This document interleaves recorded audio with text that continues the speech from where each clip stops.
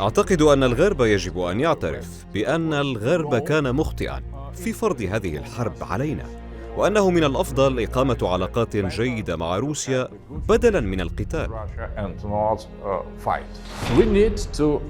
علينا أن نحرر أنفسنا. تحتاج جميع الحضارات إلى تحرير نفسها من ديكتاتورية الغرب الليبرالي والعلماني. أخيراً قد وجدنا الطريقة للفوز في هذه الحرب، نحاول القيام بذلك بوسائل مختلفة، والآن وجدنا الطريقة التي تمكننا من تحقيق النصر النهائي والراديكالي والكامل على أعدائنا. أعتقد أن انهيار الاتحاد الأوروبي أمر لا مفر منه، إنه أمر سوف يحدث. ما الذي يجعل روسيا لا تريد أن تكون جزء مما أصبحت عليه أوروبا اللي كانت تسمى أوروبا الغربية يعني؟ لأن النظام العالمي المتعدد الأقطاب يجب أن يكون له تأثير إسلامي، ونحن لا نملك شيئا من هذا القبيل الآن. دعمنا دائما بشار الأسد في اللحظة الحاسمة في كل تاريخ سوريا، عندما أثار الغرب حربا أهلية داخل سوريا.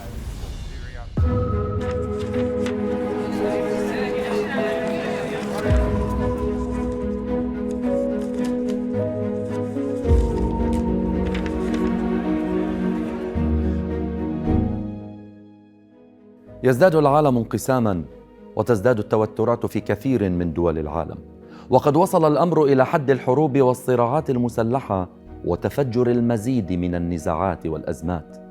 ومع هذه التطورات تزداد الحروب الحضارية بين الأمم.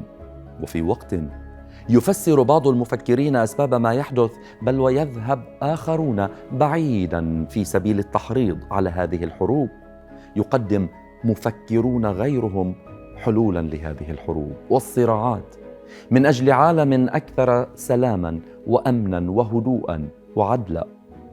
من هذه الحلول تعايش الحضارات ومنع سيطرة حضارة على شعوب أخرى لها حضاراتها وثقافاتها التي تفخر بها ولا تقبل بالانسلاخ عنها. من هؤلاء المفكرين والمنظرين من يرى بأن تحقيق ذلك يقتضي الخلاص من الغرب، ليس بالمفهوم الجغرافي ولكن بمفهوم التحرر من سيطرته الثقافية والاقتصادية، وخلق نظام عالمي جديد تتعدد فيه الأقطاب، تتنافس لا تتقاتل، تتعايش لا تتنافر. ولعل الحرب الروسية في أوكرانيا أكبر دليل على السعي لتشكيل أقطاب جديدة مقابل وداع القطب الواحد الذي تفرد في السيطرة على العالم ل35 سنة. المفكر الروسي ألكسندر دوغين، وإن اتهم في الغرب بأنه يستخدم فلسفته لتسويغ وتمرير السياسات الروسية، إلا أنه يشرح بفيض أسباب سيطرة الغرب وينادي بمواجهته، ليس بإلغائه بل بالتوازن معه، وبضرورة تعاون روسيا مع دول مثل الصين والهند ودول العالمين الإسلامي والعربي لتحقيق هذا التوازن. أهلا بكم في 50 دقيقة.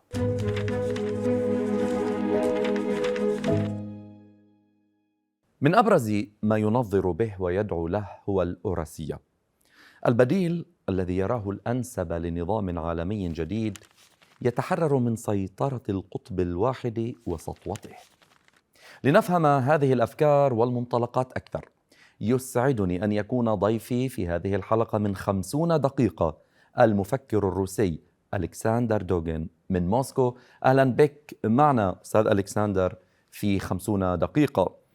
3 سنوات ونصف عمر الحرب الروسية في أوكرانيا. هذا السؤال في البداية، يعني كون الحرب ما زالت مستمرة، هل تورطت روسيا في هذه الحرب؟ So I think that it is quite opposite. Russia now it is in very good shape in this war. We are on offensive operation in the Donbas region. We weren't prepared to this war because it is the war of new generation, and the use of drones has influenced very much the battlefield. And we didn't think that we are going to stay to fight against the collective West. We would like to solve the problem with Ukraine without involvement of the West. So, but now it is after this almost 4 years of the fight, we could stay against all the might, all the pressure of collective West, and we are gaining the territory in Ukraine. And I think now we have found the way how to win this war. We try to do it by different means, and now we have found the way how to have the ultimate and radical total victory over our enemies. في لقاء سابق قلت بأنك تكاد تجزم بأن روسيا ستنتصر، يعني ما الذي ساقك إلى هذا الاعتقاد؟ So Russia has transformed its society, its economy, its infrastructure in order to make this war the war of people's war, as was the case when we confronted the armies of the troops of Napoleon or Hitler. Now our country, our industry is dedicated to the victory. We are very powerful and our strength is growing. And at the same time, we see that Ukrainian power forces are exhausted. And all the help, all the aid, all total support of the collective West to the Ukraine could not change the line of this war. So it was a very dramatical experience for us, this war with new strategies, new tools, and now we have created the huge industry of drones. We have developed our own strategy adapted to this new generation of war, and we are masters of the battlefield with totally new technology. This war has shown that traditional weapons as tanks and other thing, the troops on the earth, they don't play anymore the decisive role in the military strategy. So we have totally different kind of war, and we weren't prepared for that. But now we are recovering, almost totally recovered from the first years of this a little bit confusion that reigned over us, and I think now we're in very good shape as country, as society, as political system, as army, as troops. So we are in very good shape, and we are ready to lead this war until the logical end that will be our total victory of our enemy. سيد ألكسندر، لا أريد أن أعيد إنتاج اللقاء السابق معك، ولكن فقط لأنه نتحدث عن الحرب يعني في روسيا وفي أوكرانيا، وهناك الكثير من الأسئلة الجديدة، لكن فقط أريد أن يعني أذكر بسؤال طرحته عليك، وهو مقولة لك. قلت: سواء انتصرت روسيا أو انتصر الغرب فلن تكون هناك أوكرانيا. أريد فقط مرة أخرى أن تشرح لنا هذه النقطة، ماذا قصدت؟ For example, if Russia wins, Ukraine will be the part of Russia. So there will be not independent sovereign state, because we could not tolerate the existence of hostile political, geopolitical entity with criminal ideology so near to us. So if we win, there will be no Ukraine. If the West wins. Now it is very little probable, but Russia would use nuclear weapon in order to save our sovereignty, and that means that there will be no Ukraine in both cases. حرب روسيا في أوكرانيا هل هي عمليا حرب روسيا مع الغرب؟ وحرب فرضت من الغرب على روسيا يعني. Yes, absolutely so. That was Western war imposed on Russia. We were obliged to respond. And Trump, the president of the United States of America, Trump himself has confessed that that was Biden's war. That was the war imposed on Russia by the liberal globalist West. And now the West is losing this collective war on Russia because of the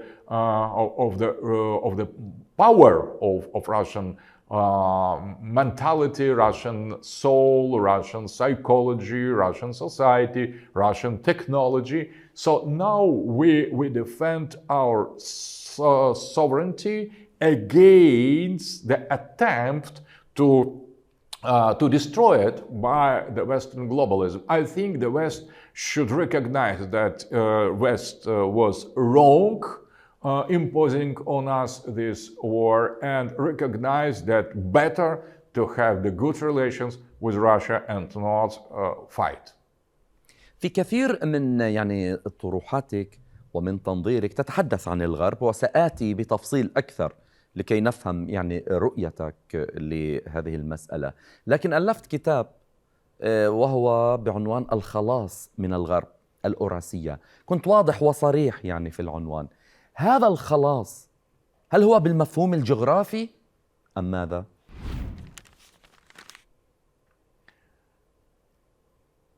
So first of all, I'm the advocate of the multipolarity.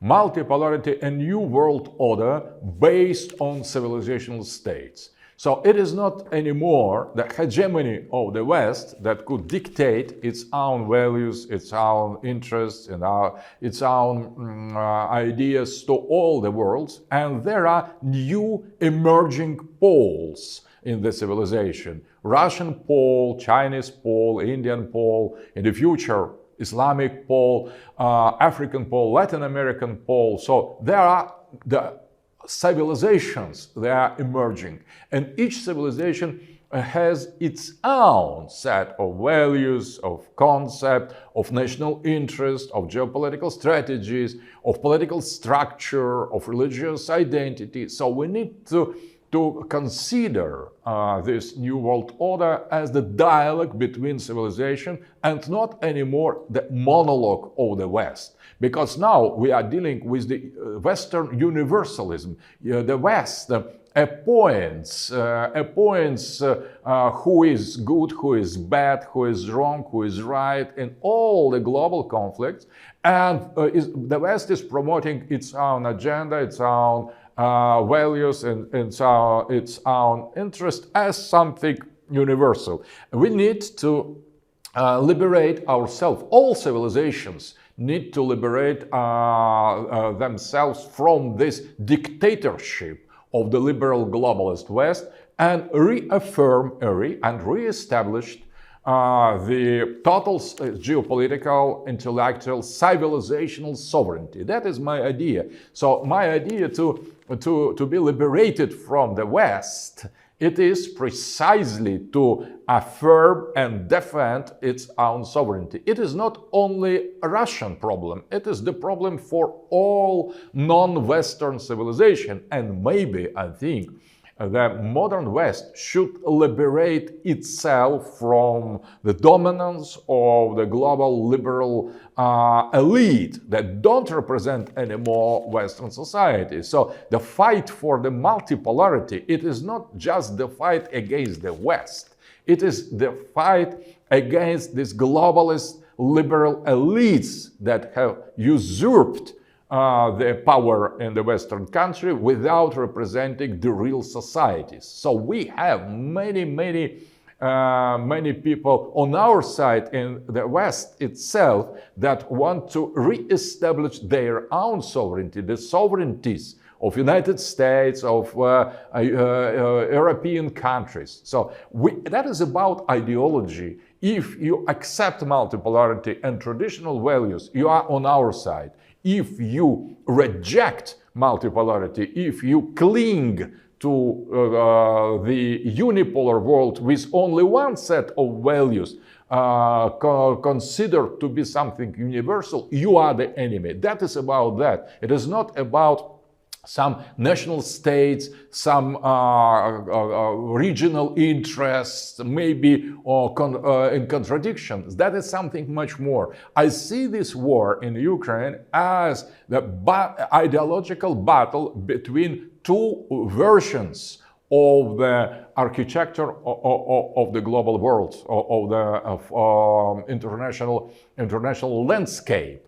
Either it will be multipolar and we are fighting for it, or it will still be unipolar, and that is what the globalist liberal elites want to secure. And that is impossible. Now, multipolarity is emerging, multipolarity is inevitable and irreversible.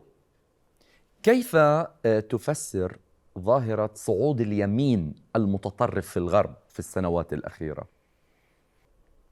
So, what they call right wing, they are representative of the traditional identity. They representative that the so-called right wing movement represent majority of their societies, more and more divided, separated from the liberal elites that don't represent anymore the society. So the liberal calls it far right or illiberals or populist, but in the reality it is not like that. It is just normal people rejecting dictatorship of perverted liberal agenda, perverted agenda of globalists. So I don't like when they call it right or far right-wing movement. They are normal people wanting to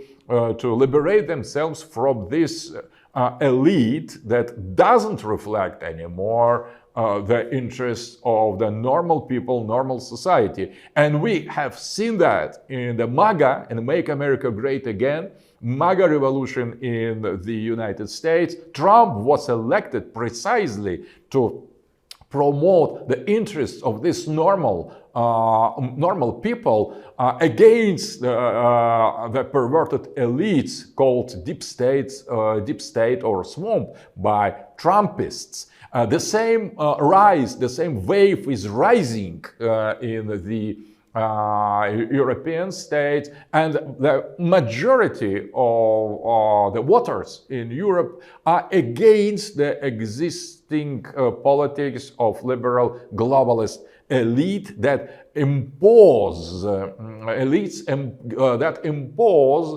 the perverted value of LGBT plus and other, and destroy any element of the sovereignty of their people. So they destroy their society with mass illegal migration, with imposing feminism, homosexual marriages, and all kind of perversion of the normality. So that is a revolt of the majority against the liberal globalist minorities in the West, and we feel solidarity with this wave, with this race, with this rising power of the normal people in the West. They don't share political radical agenda. They just refuse the liberal elites the right to rule them. سيد ألكسندر، نقلتني إلى نقطة في غاية الأهمية، هو أنه هذا الانهيار الأخلاقي في الغرب تحديدا في أوروبا، وبدأ أوروبيون يتحدثون عنه، قد يكون من الأسباب الكافية لبداية تفكك أو انهيار أوروبا تحديداً؟ I think the collapse of European Union is inevitable. So it is something that will happen, and that is happening now because Europe has lost its sovereignty. Europe has no geopolitical strategy. Europe is just the puppet in the hands of Washington and is ruled by globalist maniacs who doesn't feel any solidarity with their societies. So that is why they blame Putin, they blame Russia. The Europe blames Russia for anything that is inner problem.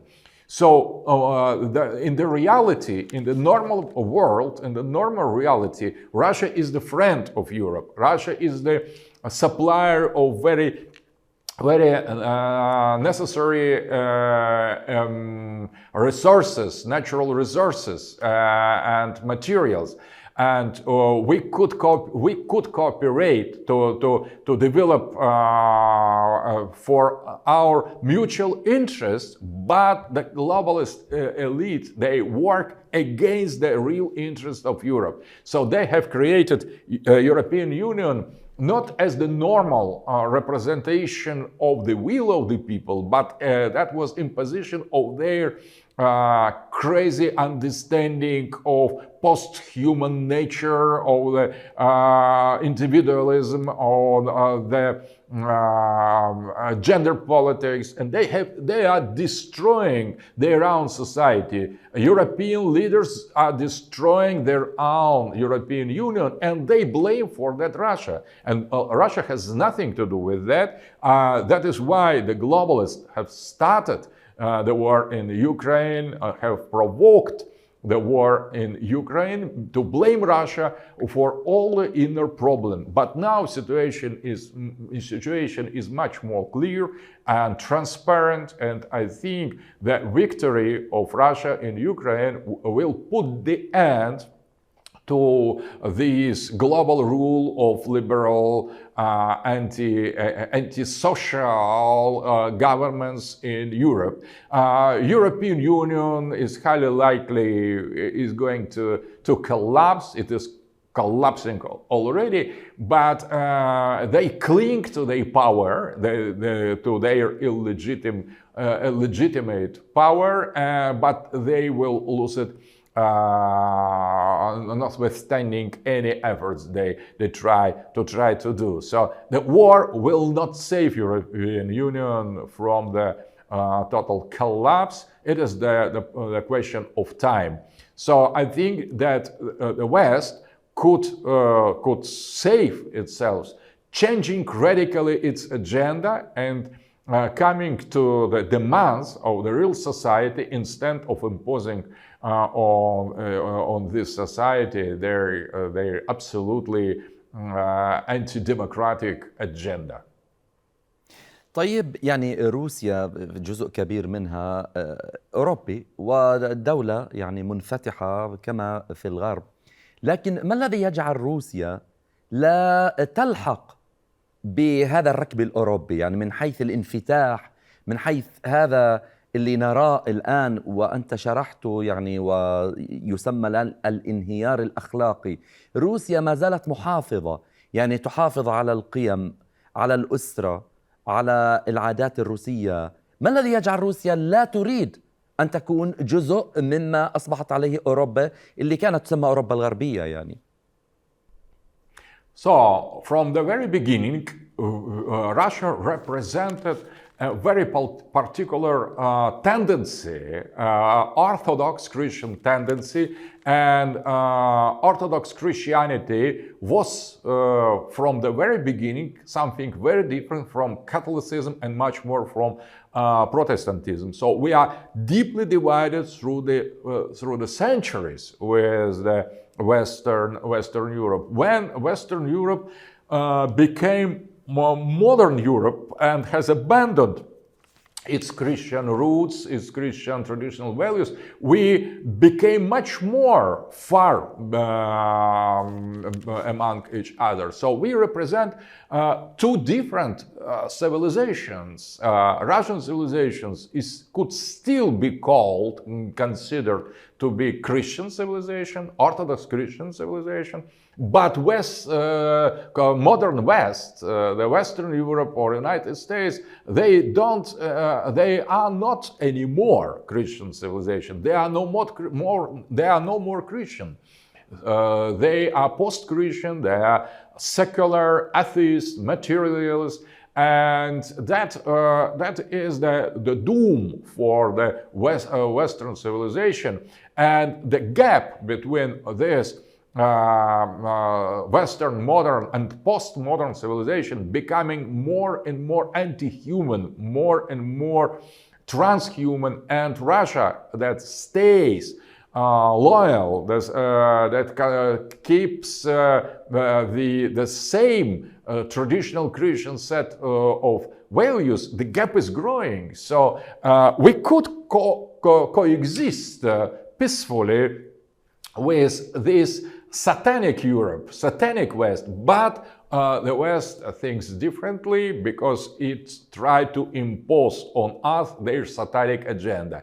And we are fighting precisely against that. We are Christians, we are traditional, we have our own Orthodox Christian values of family, of the state, of the people, of we society. For us, collective identity is much more important than individual identity, and our identity is roots in the spiritual culture, in spiritual tradition. That is our identity, and we are ready to defend it by all means. And modern Europe is losing more and more its own links to the Christian tradition. So the gap between us is growing more and more, but in spite of that, we are ready to cooperate on some rational mutual interests, but refusing this imposition of the so-called Western liberal gender and other values on us. So we are decisive to conserve and to reinforce and reaffirm our own identity, civilizational identity. And if the West could accept that, we could peacefully coexist. If the West tries to impose its own decadent, collapsing system of so-called liberal values on us, we resist. That is so simple. صامويل هانتينغتون في كتابه الشهير يعني صدام الحضارات أو صراع الحضارات بيقول إنه العالم بعد الحرب الباردة لن تحدد ملامحه إلا يعني لن تحدد بالحروب الأيديولوجية والاقتصادية، إنما بالحروب الحضارية والثقافية. لكن أنت ممن يقول وينادي بتعايش الحضارات. صحيح أن بعض القراء أساء فهم ما يقصد هانتينغتون، لكن في المحصلة هل نحن مقبلون على تعايش حضارات أم صدام حضارات ويكون صدام خطير؟ So what Samuel Huntington has meant in his article and book, The Clash of Civilizations. He didn't emphasize that there will be the clashes, war, conflicts, or some contradictions between civilization. He liked to emphasize something totally different, that against the claim of the globalists and the liberals that after the fall of the Soviet Union there will be only one system of values, there will be only one ideology, the liberalism, only one economical system, the financial capitalism, only one political structure, representative democracy. That was the claim of the globalists that who thought that the West has won absolutely, and once and forever, and there will be no more. Neither states, nor sovereignties, nor cultures, nor identities, nor religions, nor civilizations. And Huntington has said, no, you are wrong. That is not so. You make mistake. You are in error. So, because the ancient civilizations, cultures, religions, society with deep roots will reappear after the fall of the Soviet Union, and the future world will see this emergence of the civilizations, of this cultural, geopolitical, political, economical continents organized by inner paradigm. And between these independent poles, civilizational poles, there will be all kind of relations, maybe peace, maybe conflict, but the nature of this peace or this conflict, both are possible, will be defined by new international actors, by civilizational states, by the civilizations. That is where we are now. Huntington's vision was totally correct. Fukuyama's vision was totally wrong. So the globalists could not represent their failure, the failure of their analysis. And Huntington's analysis was absolutely right, correct. But what we have to do with this appearance or rise of the civilizations and civilizational state, we need to accept that first, and after that we need to try to create and balance and harmonious relations between them. So when there is the possibility of war, there is in the same time the possibility of peace. The peace and the war, they are interconnected conceptually. So, if we if we know that could be conflict, we also are capable to try to avoid it, to find some common decision. So that was in Westphalian Western system. During some century, the wars were possible and actual, and the peace as well. So, but the problem with new civilizational world order is not that it will be more conflict or less conflict. It is not about that. It is about what is the main pole, main actor. And this time it is not just national state. Normal national state, the mediocre national state could not afford its real sovereignty in the modern condition. In order to be sovereign, you should create some pole, some bloc, as Russia, as China, as India, maybe as whole Islamic world. So we need our whole African continent, or whole integrated entire Latin America. So that only that could be the pole, only such huge, or the West, or global collective West, it is the pole, or maybe two poles, American and Western European, but not the country. The normal country, national state, could not play anymore the role of keeper and of the sovereignty. So we need to change our mind and recognize the validity of civilizational approach. That doesn't mean that we are doomed to fight, or the peace, international peace, will be granted. Neither one nor the other. So we need to accept the reality of these poles and try to establish harmonious and peaceful relations between them, always keeping in mind that the war is possible. And if the war is possible, we need to concentrate our will, our intentions, good intentions, and consecrate our wisdom in order to avoid that. إلى الأحداث المعاصرة، الشرق الأوسط لماذا دائما ملتهب؟ لماذا لا يهدأ هذا الشرق الأوسط؟ Middle East in confrontation, in war, and why this war exists? Because you have in the Middle East very strong Israel supported by the West, and very deconsolidated and decentralized Islamic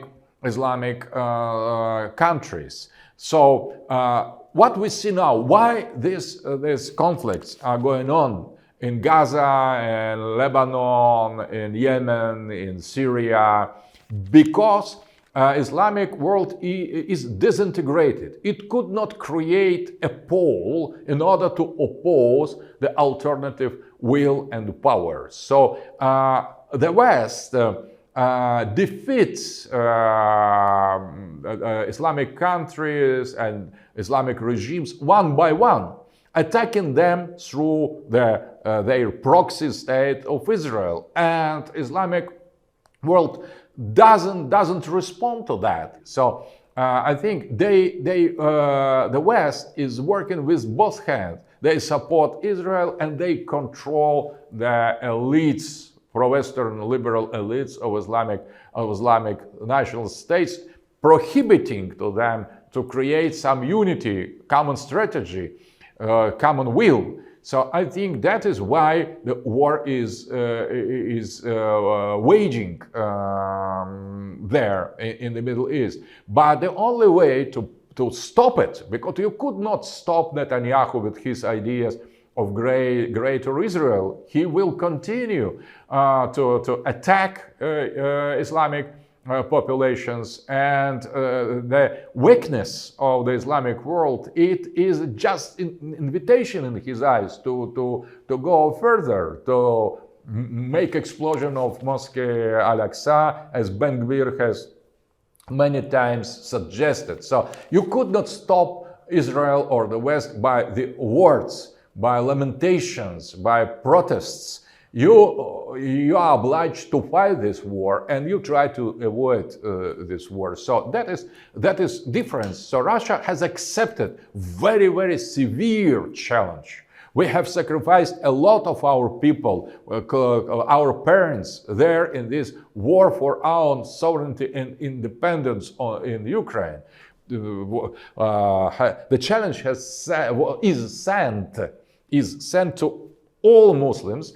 And the Muslim world shows itself very dependent from the West, non-sovereign, and not capable to secure its own identity and defend its own values. And that is very sad in my eyes, because it is the kind of obstacle on the way to create the full-scale multipolarity, because multipolar world order has to have Islamic pole, and we have nothing of this sort now. So Islamic countries are very separated, divided, divergent among themselves, and that is why you cannot answer correctly to the aggression of Israel and to genocide of the population, civil population in Gaza. كأنك قرأت أفكاري جيدا، يعني لأني كنت أريد أن أعرج على ما يجاهر به نتنياهو، بس يعني أضع السؤال في صياغة أخرى.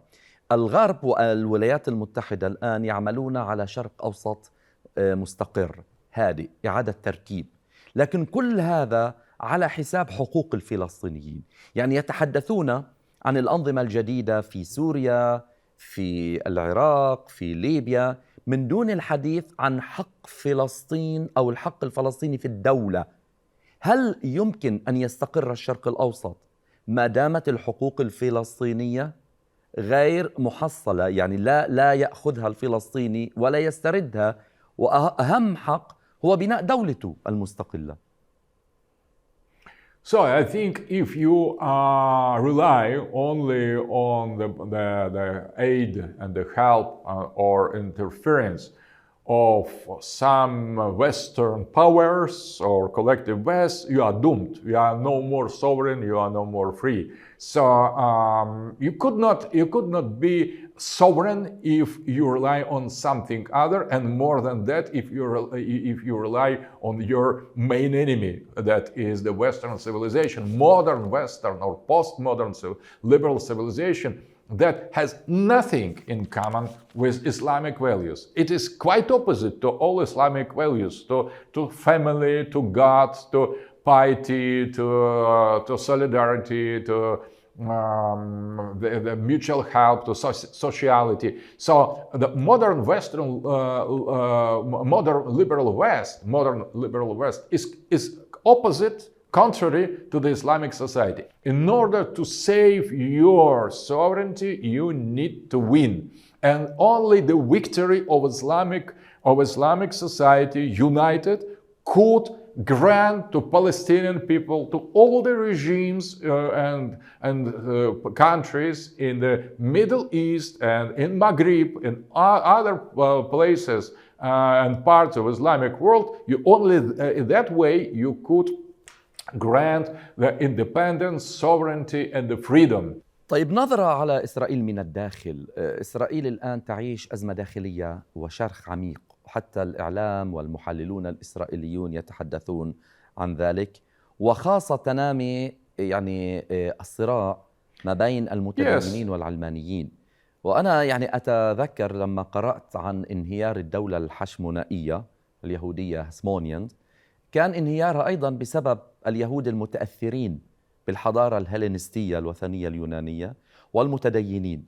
هذا الشرخ الحاصل في إسرائيل بين المتدينين والعلمانيين قد يكون سبب أيضا في بداية لتفكك هذا المشروع كله، مشروع إسرائيل أقصد. Maybe, but you should not count on that. So you should count on yourselves. That's my opinion. So there are inner divisions inside of Israel. They are very, very serious. But you could not hope that the enemy, your enemy, Islamic enemy, will be destroyed by itself. It is a kind of vain dream. So there are some division, but Israel's society, religious and secular, is united by common identity. The identity of the Israeli people is based on the supremacy of the Jews. And that is the part of the religion, and that is the part of the secular self-consciousness, social consciousness, social self-awareness of the Jewish people, mostly living in Israel at least. So not all, I agree. There are some people who share different position, but the majority accept the exceptionalism of the Jews in secular or religious way. So there are much more that unites the secular and religious parts of Israeli society than their relation to religion. So, and more than that, behind Israel, there is the Christian Zionism in the United States. There is the Atlanticism and the geopolitical establishment of the West in NATO. So, and the Netanyahu regime is just the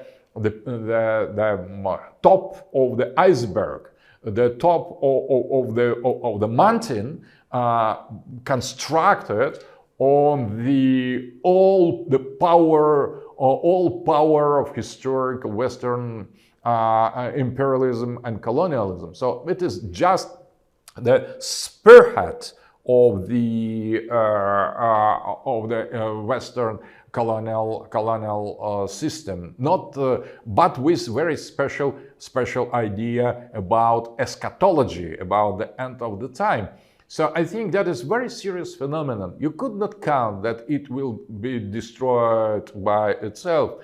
So it is a kind of vain illusion. So because many times already Netanyahu was very close to the end, and in all the situation he was saved by either by the West or by the inner political process or by war or by Hamas attack. In different situations, he is always winning, and I don't think it will be realistic to think he is over.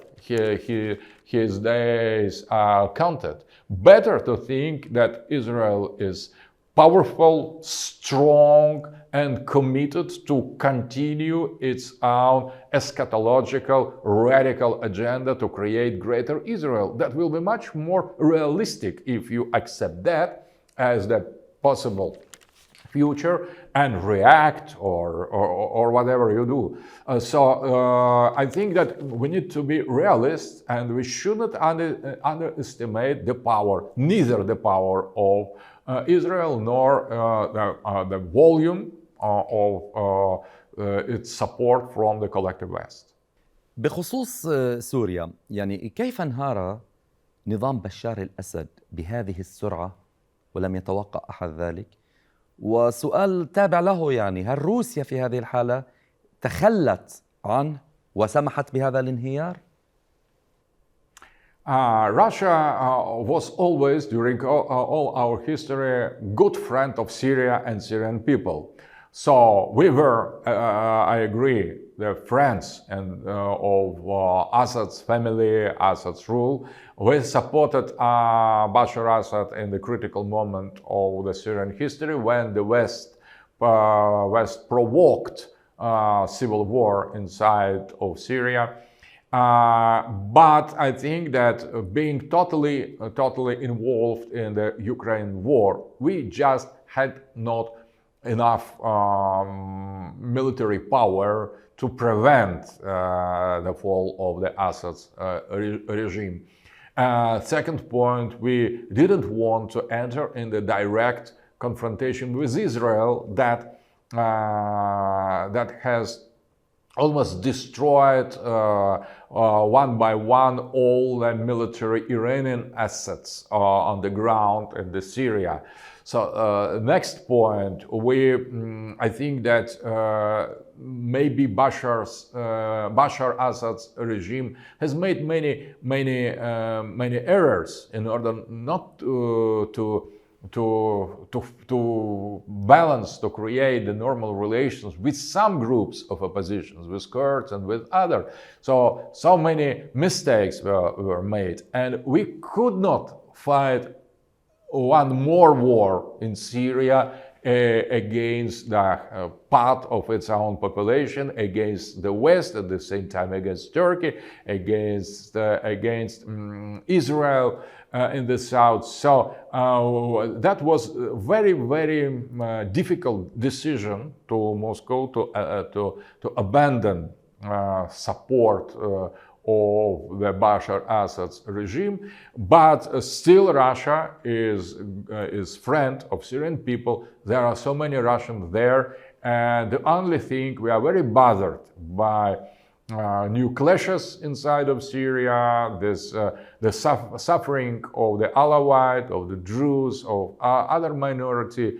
But maybe it is very small, but I think still existing hope that new government of Syria will show the wisdom and will not continue these massacres of Christians, of Alawites, of Shia, of Druze or Kurds, and will come to some conclusion, political conclusion that would satisfy all the existing factions in Syrian society. So I think that it is very sad, but nevertheless we need to continue to try to save our relations with Syrian people, Syrian society that is very close to us. It is not easy, I understand. It is dialectical.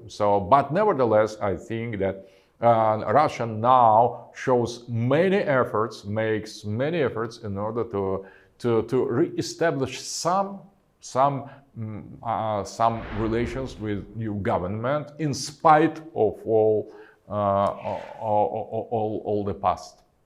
50 دقيقة انتهى، وسعيد جدا بهذا الحوار معك المفكر الروسي ألكسندر دوغين من موسكو. شكرا لك لوجودك معنا في 50 دقيقة، وشكرا لكم على المتابعة. تحياتي.